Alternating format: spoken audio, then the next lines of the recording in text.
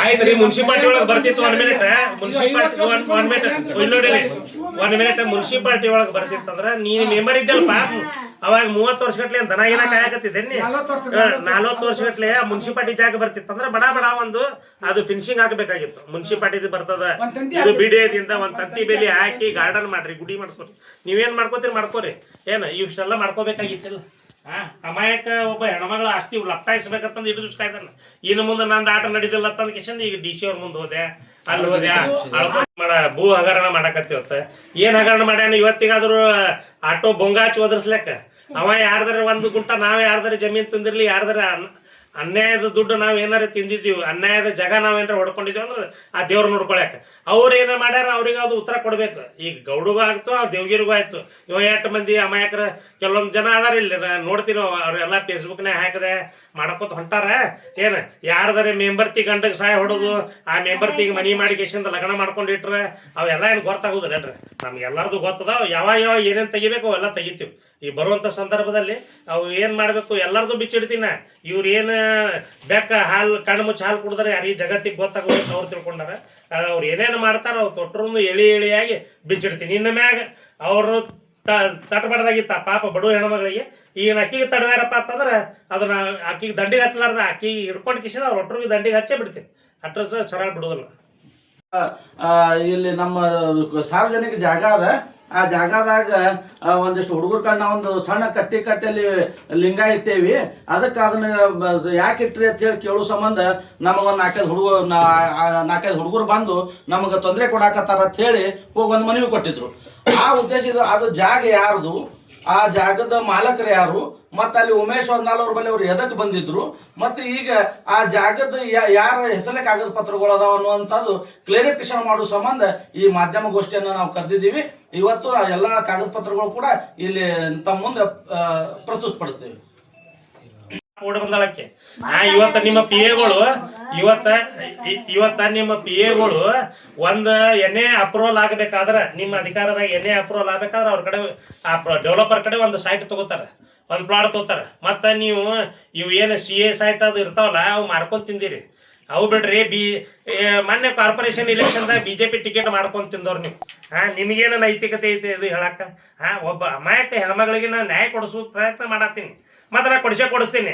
ಇದು ನಾ ಇಟ್ಟಕ್ಕೆ ಬಿಡುದಿಲ್ಲ. ಅವ್ರೆಲ್ಲರೂ ಹೋಗಿ ಜಿಲ್ಲಾಧಿಕಾರಿಗೆ ಹೋಗಿ ಮನೆ ಕೊಟ್ಟರೆ ಚಲೋ ಆಯ್ತದ, ಅದು ಕೊಟ್ಟಿದ್ದು ಚಲೋ ಆಯ್ತು. ಅಂದ್ರೆ ಜನರಿಗೆ ಗೊತ್ತಲ್ಲ ಇವ್ರದ್ದು ಏನದ ಹಕೀಕತರ ಬೈಲತ್ಲ. ಈಗ ನಾವು ಒಮ್ಮೆ ಡೈರೆಕ್ಟ್ ನಾ ಪ್ರೆಸ್ದವ್ರ ಮುಂದೆ ಮೀಡಿಯಾ ಮುಂದೆ ಬಂದಿದ್ರೆ ನನಗೆ ಬೇರೆ ಇರ್ತಿತ್ತು. ಈಗ ಅವ್ರಾಗಲೇ ಹೋಗ್ಯಾರ ಪ್ರೆಸ್ದವ್ರ ಮುಂದೆ ಅಂದ ಮ್ಯಾಗ ಅವ್ರು ತೆಗೀಲಿ. ಈಗ ಅವ್ರ PAಗಳು ಎಲ್ಲೆ ಕಲ್ಯ ಪಲ್ಯ ಇವರೆಲ್ಲರೂ ತೊಗೊಂಡಾರ. ಅವ್ರು ಪ್ರತಿ ಒಂದು ಇದ್ರದಾಗ ಏಜೆಂಟ್ ಒಂದು ಲ್ಯಾಂಡ್ ಡೆವಲಪ್ ಇತ್ತಂದ್ರೆ ಇಟ್ಟು ರೊಕ್ಕ ಕೊಡ್ಬೇಕು ಅವ್ರಿಗೆ. ಇವತ್ತಿಗಾದ್ರು ಬಿಡಿಯೋದಾಗ ಪರಿಸ್ಥಿತಿ ಹೆಂಗೈತೆ, ಒಂದು CA ಸೈಟ್ ತೊಗೋಬೇಕಾದ್ರೆ ಅವ್ರಿಗೆ ರೊಕ್ಕ ಕೊಟ್ಟು ಬರಬೇಕು. ಎಲ್ಲ ಅವರು ಅಂಥವ್ರಿಗೆ ಕೊಡೋರು, ಇಲ್ಲಿಗಂಗೆ ಕೊಡೋದಿಲ್ಲ. ಎಷ್ಟೋ ಜನರ ಹತ್ರ ದುಡ್ಡು ತೊಗೊಂಡು ಇದು ಮಾಡ್ಯಾರ. ಆಯ್ತಪ್ಪ ನಿನ್ನ ಗೌಡಗೆ ಕೇಳ್ತೀನಿ ನಾ ಈ ಸದ್ದ 2018ನೇ ಇಸ್ವಿ ಒಳಗೆ ನೀ ಫಸ್ಟ್ ಟೈಮ್ MLA ಆದಾಗ ನಿನ್ನ ಆಸ್ತಿ ಘೋಷಣೆ ಏನಿತ್ತು?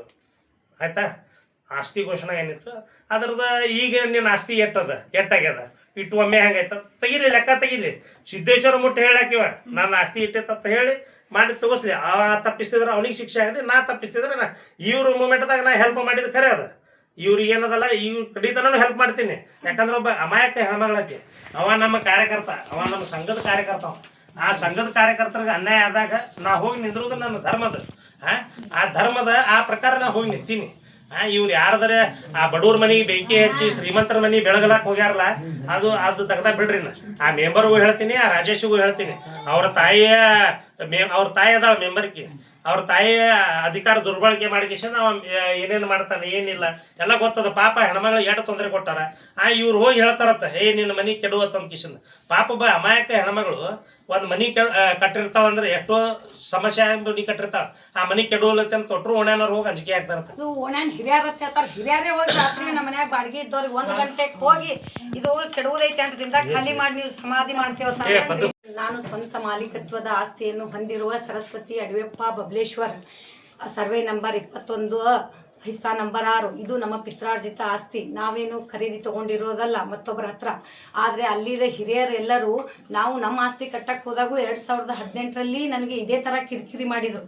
ಆ ಟೈಮ್ದಲ್ಲಿ ನಾನು ಜಿಲ್ಲಾಧಿಕಾರಿಗಳಿಗೆ ಮತ್ತು ಮುನ್ಸಿಪಾಲ್ಟಿಗೆ ಎಲ್ಲರಿಗೂ ರೆಫರ್ ಮಾಡಿಂದ ಲಾಸ್ಟಿಗೆ ಎಂ ಬಿ ಪಾಟೀಲ್ ಸಾಹೇಬ್ರ ಕಡೆ ಹೋಗಿ ಅದೆಲ್ಲ ಕ್ಲಿಯಾರಿಟಿ ಆಗಿ ನನ್ನ ಆಸ್ತಿಯಲ್ಲಿ ನನ್ನ ಮನೆಯನ್ನು ಕಟ್ಟಿಸ್ಕೊಂಡೆ. ಆದ ಬಳಿಕ ಅದು ಉಳಿದ ಆಸ್ತಿಯನ್ನು ಬಿಟ್ಟು ನಮ್ಮ ಪ್ರಪಂಚದ ಅಡಚಣೆಗೋಸ್ಕರ ನಾವು ಊರು ಬಿಟ್ಟು ದುಡಿಯೋಕ್ಕೆ ಹೋಗಿ 25 ವರ್ಷಗಳಾಯಿತು. ನಾವು ಮೂಲತಃ ಇದ್ದಿದ್ದು ಶಾಪುರಕ್ಷಿಯಲ್ಲಿ. ನಮ್ಮ ತಾತಂದರು ಇರೋದು 6 ಜನ. ಆದರೆ ಅಲ್ಲಿಯ ಜನ ಹಿರಿಯರೆಲ್ಲ ಏನು ಮಾಡ್ತಾರೆ, ಇವ್ರ ಆಸ್ತಿ ಇಲ್ಲ, ಇವ್ರ ಆಸ್ತಿ ಅಲ್ಲ ಅಂತೇಳಿ ನಾವು ಹೋದಾಗೆಲ್ಲ ಒಟ್ಟಿಗೆ ಸೇರೋದು. ಸಾರ್ವಜನಿಕರ ಆಸ್ತಿ ಅನ್ನೋದು ನಾವಿಬ್ಬರೇ ಗಂಡ ಹೆಂಡತಿ ಹೋಗೋಣ ಬೆದರಿಕೆ ಕರೆಗಳನ್ನು ಮಾಡಿ ಬೆದರಿಕೆಯಿಂದ ನಮ್ಮನ್ನು ಓಡಿಸಿ ಕಳಿಸ್ತವ್ರೆ. ಆದ ಕಾರಣ ನನಗೆ ಹುಷಾರಿಲ್ಲದ ಇರೋ ಕಾರಣಕ್ಕೋಸ್ಕರ ನನಗೆ ಕ್ಯಾನ್ಸರ್ ಆಗಿದೆ. ಅದಕ್ಕೋಸ್ಕರ ನನಗೆ ಅಮೌಂಟು ಎಲ್ಲಿ ಸಿಗಲಿಲ್ಲ, ಹಿಂದೂಗಳಲ್ಲಿ ಎಲ್ಲಿ ಸಿಗಲಿಲ್ಲ ನನಗೆ ಕೇಳಿದರೆ. ಅದಕ್ಕೋಸ್ಕರ ನಾವು ಮಕಂದಾರ್ ಸರ್ ಅಂತ ಹೇಳಿ ಅವ್ರ ಪರಿಚಯ ಒಬ್ಬರದಿಂದ ನಮಗೆ. ಅವರು ನನ್ನ ಗಂಡ ಎಲ್ಲ ನಾವು ಹಿಂದೂ ಮುಸ್ಲಿಂ ಯಾವತ್ತೂ ಮಾಡಿದವರಲ್ಲ, ನಾವೆಲ್ಲ ಬೆಳೆದಿದ್ದೇ ಮುಸ್ಲಿಮ್ಸ್ ಏರಿಯಾದಲ್ಲಿ ಶಾಪುರಕ್ಷಿಯಲ್ಲಿ. ಅದಕ್ಕೋಸ್ಕರ ನಮಗೆ ಒಬ್ಬರು ಪರಿಚಯದಿಂದ ನಾವು ಹೋಗಿ ಅವರು ಏನಾದರೂ ಸೇಫ್ಟಿ ಬೇಕಲ್ಲಮ್ಮ, ದುಡ್ಡು ಕೇಳ್ತೀಯಲ್ಲ ನೀ ಅಂತ ಕೇಳಿದ್ರು. ಅದಕ್ಕೋಸ್ಕರ ನನ್ನ ಆಸ್ತಿ ಇದೆ ಸರ್, ಅದನ್ನ ಹಣ ಇಟ್ಕೊಂಡು ನನಗೆ ದುಡ್ಡನ್ನು ಕೊಡಿ ಅಂತ ಕೇಳಿದಕ್ಕೋಸ್ಕರ ಹ್ಞೂ ಅಂದ ತಕ್ಷಣ ನನಗೆ ಏನು ಅನ್ನಿಸ್ತು, ನನಗೆ ಯಾರೇ ನನಗೂ ಒಬ್ಬರು ಬೆಂಬಲ ಬೇಕಲ್ಲ ಅಂತ ಅನ್ನೋದಕ್ಕೋಸ್ಕರ ನಾನು ಉಮೇಶ್ ಬಂದಾಲ್ ಅವ್ರ ಜೊತೆಗೆ ಹೋದ್ವಿ. ಅವ್ರ ಕಡೆಗೆ ನಮ್ಮ ಮನೆಯವರು RSSದಲ್ಲಿ ಇದ್ದರು ಮೊದಲಿನಿಂದ. ಆಗದ ಕಾರಣ ನಮಗೆ ಗೊತ್ತಾಯಿತು ಒಂದಾಲ್ ಅಣ್ಣವ್ರ ಕಡೆ ಹೋಗೋಣ ಅಂತ ಹೇಳ್ಬಿಟ್ಟು ನಾನು ನಮ್ಮ ಯಜಮಾನ್ರು ಹೋಗೋದ ತಕ್ಷಣ ಏನಂದ್ವಿ, ಈ ಥರ ದುಡ್ಡು ಕೇಳಿದ್ದೀವಿ ಸರ್, ಅವರು ಕೊಡ್ತೀನಿ ಅಂದವ್ರೆ, ಮತ್ತು ನಾನು ಆಸ್ತಿ ಹಣ ಇಡ್ತಿದ್ದೀನಿ, ನನಗೂ ನಮ್ಗೆ ಸ್ವಲ್ಪ ಬೆಂಬಲ ಬೇಕಲ್ಲ, ಅದಕ್ಕೋಸ್ಕರ ಬಂದಿದ್ದೀವಿ ಅಂತ ಹೇಳಿದ ತಕ್ಷಣ ಅವರು ಆಯ್ತಮ್ಮ ಅವ್ರನ್ನ ಕರೆಸು ಮಾತಾಡೋಣ. ಆಮೇಲೆ ಅವ್ರ ಹೆಸರಿಗೆ ಬೇಡ, ಇನ್ನೊಬ್ಬರು ನನ್ನ ಫ್ರೆಂಡ್ ಇದ್ದಾರೆ, ಅವ್ರ ಹೆಸರನ್ನು ಸೇರಿಸೋಣ, ನಿಮ್ಗೆ ಹೆಂಗೆ ಬೇಕು ಅಷ್ಟು ಆಪ್ರೇಷನ್ಗಾಗಲಿ ನಿಮ್ಮದು ಟ್ರೀಟ್ಮೆಂಟಿಗೆ ಅದು ಎಷ್ಟೇ ಖರ್ಚಾಗಲಿ ನಾವು ಹಂತವಾಗಿ ಕೊಡ್ತೀವಿ. ನಮಗೆ ಅದಕ್ಕೊಂದಕ್ಕೆ ಎಲ್ಲ ಸರ್ ನನಗೆ ದುನಿಯಾ ಸಲ ಅವರು ಹೆಲ್ಪ್ ಮಾಡಿದ್ದಾರೆ ಮಕಾಂದಾರ್ ಸರ್. ಯಾಕಂದರೆ ನನ್ನ ಮನೆ ಪ್ರಪಂಚದ ಅಡಚಣೆಗಾಗಲಿ ನನ್ನ ಹೆಲ್ತಿಗಾಗಲಿ ಅದಕ್ಕೆ ಆಗಲಿ. ಆದರೆ ಈ ಎಲ್ಲ ಹಿಂದೂ ಅಂತಾರಲ್ಲ ಇವರು ಓಣಿಯವರು ಒಂದು ಸಲವೇ ₹1 ನನಗೆ ಸಹಾಯ ಕೇಳಿದರೆ ನನಗೆ ಹಿಂದೊಂದು ಇನ್ಸಿಡೆಂಟ್ ಆಯಿತು 2023ರಲ್ಲಿ. ಒಂದು ನನ್ನ ಆಸ್ತಿನೇ ನಾನು ಇದು ಕಟ್ಕೊಂಡಿದ್ದಕ್ಕೆ ಯಾರ್ಯಾರೋ ಬಂದದು ಏನೇನೋ ಆಯಿತು.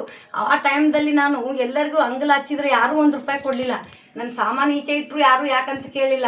ಅವಾಗ ಅಂದ್ರೆ ಇವರೇ ಹಫೀಸ್ ಬೈ ಅವರೇ ನಮಗೆ ಕೊಟ್ಟು ಎಲ್ಲಾನು ಮಾಡಿ ನನ್ನ ಮನೆ ಉಳಿಸಿದ್ರು, ನಂದೆಲ್ಲ ಉಳಿಸಿ ಎಲ್ಲ ಮಾಡಿದ್ರು. ಈಗ ಸುಮ್ಕೆ ಭೂ ಕಬಳಿಕೆ ಅಂತ ಆರೋಪ ಮಾಡ್ತಾ ಇದ್ದಾರೆ ಅವ್ರ ಮೇಲೆ.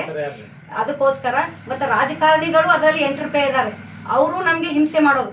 ಮತ್ತು ಹಾಗಂದ್ರೆ ರಾಜಕಾರಣಿಗಳೇ ಹೇಳಿಂದನೇ ಅವರು ಹಿರಿಯರೆಲ್ಲ ಹೋಗಿ ರಾತ್ರಿ 1 ಗಂಟೆಗೆ 2 ಗಂಟೆಗೆ ಅದಕ್ಕೆ ಈ ದೇವಗಿರಿ ಸಾಹೇಬ್ರಿಗೂ ಗೊತ್ತಿದೆ ಇದೆಲ್ಲ ಈ ಹಿಸ್ಟ್ರಿ. ಆದರೂ ದೇವಗಿರಿ ಸಾಹೇಬರು ಏನು ಅರ್ಥನೇ ಮಾಡ್ಕೋತಲ್ಲ, ಸುಮ್ಮನೆ ಓಣಿಯವರು ಸಾರ್ವಜನಿಕರ ತರಪಿ ಬಂದರೆ ಸಾರ್ವಜನಿಕರು ಅಲ್ಲೆಲ್ಲ ಎಮ್ಮಿ ಕಟ್ಟಿದ್ದಾರೆ, ಮತ್ತು ಕಾರು ಎಲ್ಲ ಬಿಟ್ಕೋತಾರೆ, ಆಟೋ ಬಿಡೋಕ್ಕೆ ಅವ್ರಿಗೆಲ್ಲ ಅನುಕೂಲ ಆಗಿದೆ.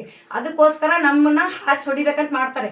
ಮೂಲತಃ ನಾ ಕೇಳ್ಕೊತಾ ಇರೋದಿಷ್ಟೇ ಮಾಧ್ಯಮದ ಮೂಲಕ ಪೇಪರ್ನೆಲ್ಲ ಪರಿಶೀಲನೆ ಮಾಡಿ ಅದನ್ನೆಲ್ಲ ಇದು ಮಾಡಿ ಜಿಲ್ಲಾಧಿಕಾರಿಗಳಾಗಲಿ ತಹಸೀಲ್ದಾರ್ ಆಗಲಿ ಕಮಿಷನರ್ ಆಗಲಿ DC ನನಗೆ ನ್ಯಾಯ ಒದಗಿಸ್ಕೊಡ್ಬೇಕಂತ ಕೇಳ್ತೀನಿ. ಇದೆಲ್ಲ ನಮ್ಮ ಆಸ್ತಿ ನನಗೆ ಕೊಡಬೇಕು, ಪಿತ್ರಾರ್ಜಿತ ಆಸ್ತಿ ಐತಿ, ನಾವೇನು ಖರೀದಿ ತೊಗೊಂಡಿದ್ದಲ್ಲ.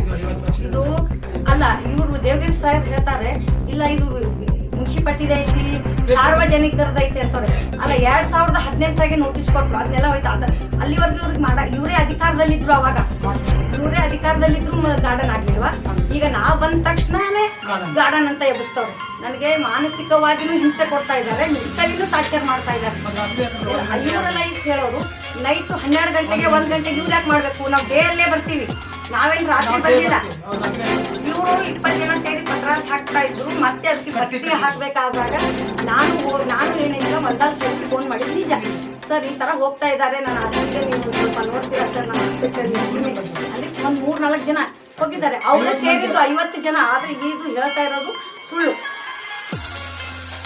ಭೂ ಹಗರಣ ಮಾಡಕತ್ತಿವತ್ತ ಏನ್ ಹಗರಣ ಮಾಡ್ಯಾನ? ಇವತ್ತಿಗಾದ್ರು ಆಟೋ ಬೊಂಗಾಚಿ ಒದರ್ಸ್ಲೆಕ್ಕ ಅವ ಯಾರ್ದಾರ 1 ಗುಂಟ ನಾವ್ ಯಾರ್ದಾರ ಜಮೀನ್ ತಿಂದಿರ್ಲಿ, ಯಾರ್ದಾರ ಅನ್ಯಾಯದ ದುಡ್ಡು ನಾವ್ ಏನಾರ ತಿಂದಿದ್ದೀವಿ, ಅನ್ಯಾಯದ ಜಾಗ ನಾವೇನಾರ ಹೊಡ್ಕೊಂಡಿದ್ದೀವಿ ಅಂದ್ರೆ ಆ ದೇವ್ರು ನೋಡ್ಕೊಳಕ್ ಅವ್ರು ಏನ ಮಾಡ್ಯಾರ ಅವ್ರಿಗೆ ಅದು ಉತ್ತರ ಕೊಡ್ಬೇಕು. ಈಗ ಗೌರಿಗೂ ಆಗ್ತು ದೇವಗಿರಿಗೂ ಆಯ್ತು.